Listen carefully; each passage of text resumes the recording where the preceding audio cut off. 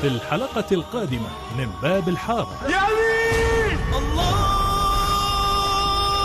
انت شو عم تعمل هون؟ انا راح اتربه. لك شو عم يعمل فرد خالك عندك؟ وكيف لقيته؟ ان شاء الله شكل قاسي.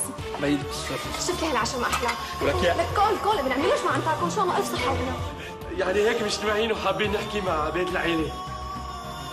مسلسل باب الحارة في جزئه التاسع يوميا في رمضان 10 مساء بتوقيت بغداد على قناة الفلوجة.